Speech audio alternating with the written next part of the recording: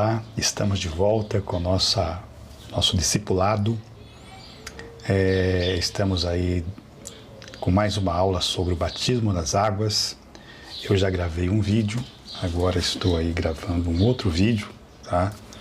Para que os irmãos possam estar aí atentos sobre esse assunto, ok?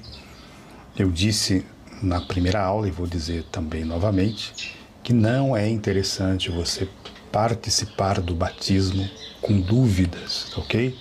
Então, se durante essa ministração surgir alguma dúvida, não guarde para você, mande para nós, que nós vamos esclarecer todas as suas dúvidas possíveis aí, ok?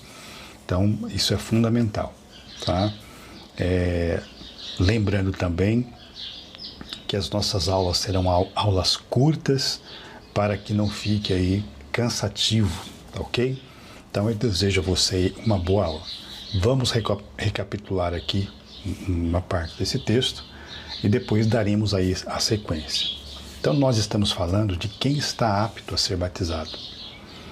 Então, para alguém estar pronto a ser batizado, é preciso ter dado alguns passos, tá? E nós acreditamos que esses passos aqui referidos, os nossos irmãos aí candidatos ao batismo já deram, tá bom? Isso é fundamental. Vamos lá então.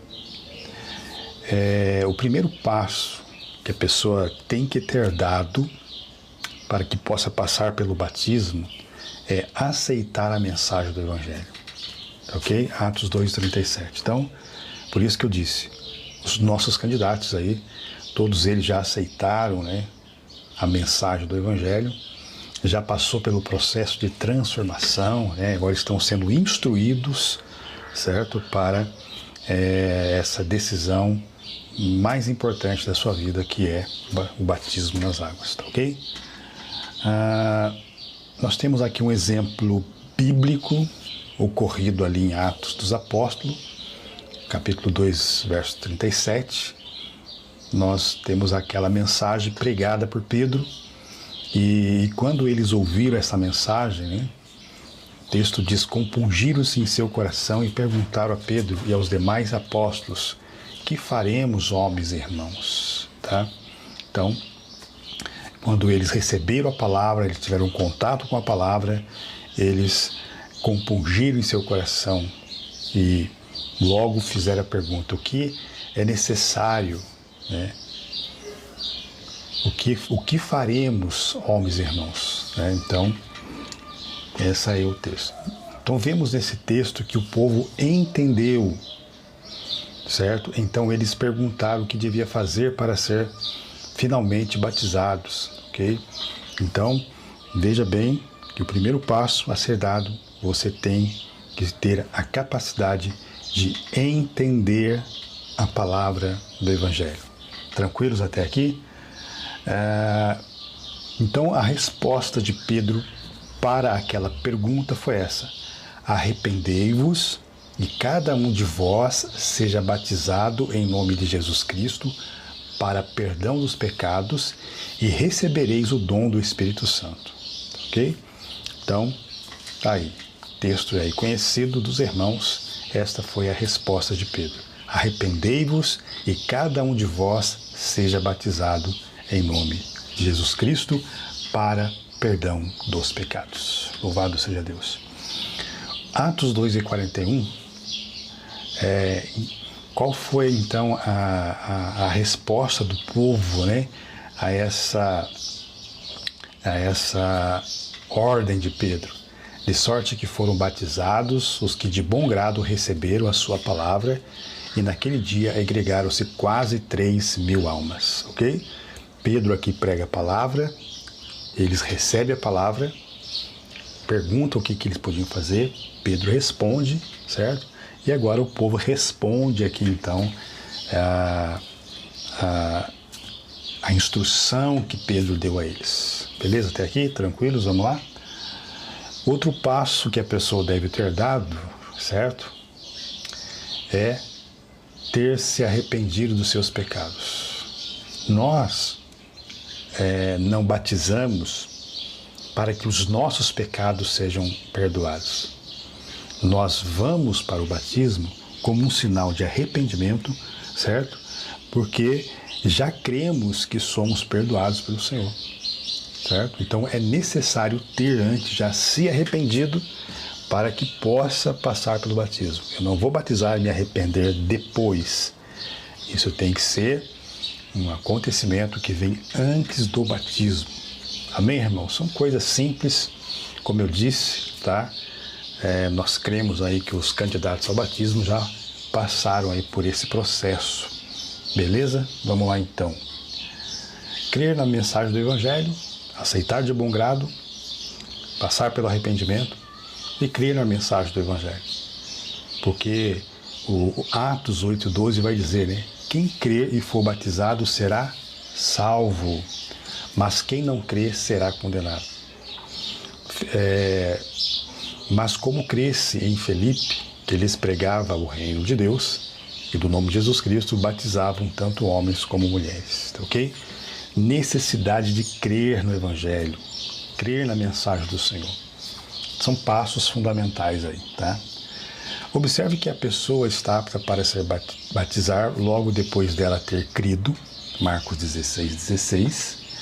Já que alguém, para ser batizado, precisa então ter capacidade de entender, ter se arrependido, tiver crido no Evangelho, então não podemos batizar crianças, pois elas não podem fazer tais coisas.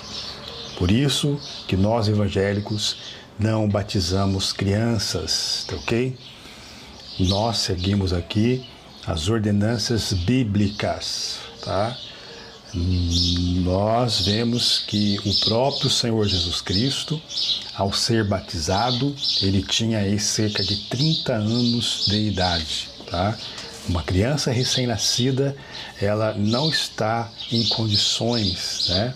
Ela não tem ainda essa mente formada já para se arrepender dos pecados, crer na mensagem, certo? Então esse é o propósito pelo qual nós não batizamos crianças. Pastor, o que fazemos com as nossas crianças então? Nós apresentamos-as para Cristo, amém? Então não tem nenhum problema. Há alguns pensamentos aí que diz que os filhos dos cristãos evangélicos são todos pagãos, porque nós não batizamos crianças. Isso é uma mentira, certo? Nossos filhos, nós apresentamos a Deus. Quando nosso filho já tiver idade, maturidade para saber o que é certo ou errado, e aí então ele vai tomar assim a sua decisão de passar pelo batismo, ok? Se houver mais alguma dúvida concernente a esse assunto, fique à vontade e manda-nos aí a sua pergunta. A Bíblia é contra o rebatismo, tá? Isso aqui é fundamental. A Bíblia diz que há só um batismo, há só fé, um só Deus. Então, se você é um cristão batizado nas águas e de repente você muda de uma igreja e vai para uma outra igreja, não há necessidade de batizar de novo, embora algumas igrejas tenham essa mentalidade, mas isso não é um fator bíblico, certo? Pastor, fui batizado quando criança na igreja católica, derramaram água sobre a minha cabeça, então nós entendemos que esse batismo não é válido. Por quê? Primeiro, né, dependendo da idade, geralmente se batiza recém-nascidos, tá? Como eu disse, ele não tem condições de se arrepender, então não é válido. E também foi o batismo por aspersão, tá? Então, a Bíblia é contra rebatismo, não é um só batismo, tá? O batismo em águas deve ser ministrado uma só vez. Esse batismo por imersão, conforme a Bíblia diz, ele deve ser realizado por uma só vez. Ah, pastor, a pessoa pecou, desviou do caminho do Senhor. Se ela voltar para o caminho do Senhor, precisa batizar de novo? Não, o batismo é uma só vez, tá ok? Então é nesse sentido que Paulo escreve aos Efésios. Há uma só fé, um só batismo, certo? Então, ficou claro aí para você sobre esse assunto? Os propósitos do batismo. Vamos lá. Identificação com Cristo para os crentes. Simboliza a identificação com Cristo. Eu não falei lá no começo que dois propósitos de Jesus passar pelo batismo, primeiro foi para dar exemplo e outro para a sua identificação, certo? Porque foi através dali que se reconheceram que ele era o Cordeiro de Deus que tira o pecado do mundo. Para nós também, ele tem esse sentido de nos identificarmos com Cristo, tá? Então, simboliza a identificação com Cristo. Glória a Deus. No batismo, o recém-convertido testifica que estava, em Cristo, quando Cristo foi condenado pelo pecado, que foi sepultado e com ele que ressuscitou para a nova vida. Ficou claro? Nós estávamos sem Deus, destituídos da glória de Deus, certo? Quando aceitamos a Cristo como Salvador, tá? Nós passamos, pelo batismo, simbolizando o nosso sepultamento, que simboliza também aí, a morte de Jesus por todos os nossos pecados. Ele ressurge aí, tá? Ele ressuscita dentre os mortos agora para nos resgatar, para nos libertar e nos trazer a vida eterna. Beleza? Morte para a velha vida. O batismo indica que o crente morreu para o velho modo de viver e entrou na novidade de vida mediante a redenção em Cristo. Agora somos uma nova criatura em Cristo Jesus, certo? A Bíblia diz que as coisas velhas já se passaram, eis que tudo se fez novo. Ok, irmãos? Olha só como é importante para nós o batismo nas águas, beleza? Vamos lá então. O ato do batismo nas águas não leva a efeito essa identificação com Cristo, mas pressupõe ou simboliza, ok? O ato do batismo nas águas não leva a efeito essa identificação com Cristo, mas pressupõe e simboliza, certo? É um simbolismo.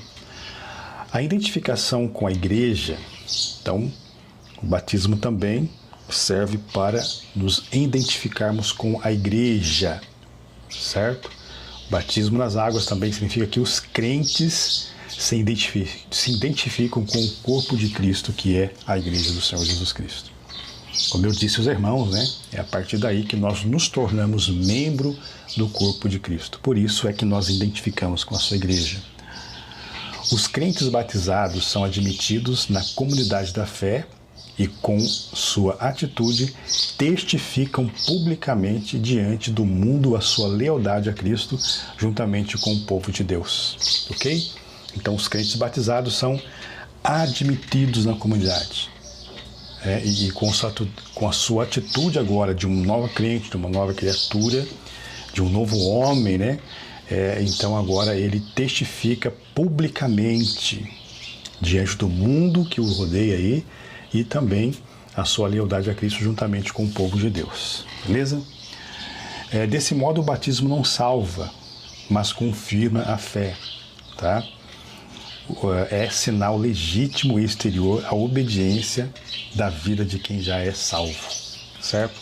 Nós passamos pelas águas do batismo porque já somos salvos. O batismo não salva ninguém, certo? Nós somos batizados para ter uma identificação com Cristo, com a igreja, mas acreditando na salvação. É um processo pelo qual nos introduz, nos trabalhos da igreja. Então é para isso que serve o batismo, tá? Nós temos um fato na Bíblia, um episódio na Bíblia, ali Jesus, ao ser crucificado, o texto vai dizer que tinha 2 ladrões, um à sua direita, um outro à esquerda. O que estava à esquerda diz que zombava de Jesus, falava para ele descer da cruz e salvar ele e a eles que estavam ali também. Já o outro dizia, não, nós somos merecedores por estarmos aqui, porque nós fizemos mal, mas este homem é justo, ele nenhum mal fez, Então, o que nós aprendemos aqui? Nós aprendemos que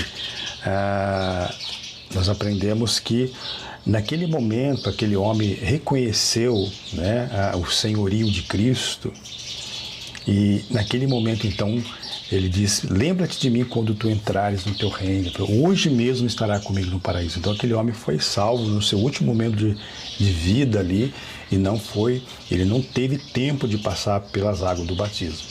Deu para entender? Então vamos lá então. Então é um ato de fé genuína que precisa ser acompanhada de obras de salvo, tá?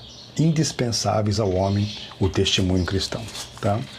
É um ato de fé e precisa ser acompanhado com obras de salvo, falando aqui do testemunho cristão, tá, irmãos? Dar um bom testemunho, porque a partir do momento as pessoas vão nos observar agora, né, as nossas atitudes, tá ok? Então, fica aí mais uma aula, tá? A nossa aula vai durar em média aí 15, 20 minutos, para não se tornar cansativa, tá ok? Então, eu agradeço aí pela sua atenção. Faça as suas anotações, mande para mim as suas dúvidas, em nome de Jesus. Amém?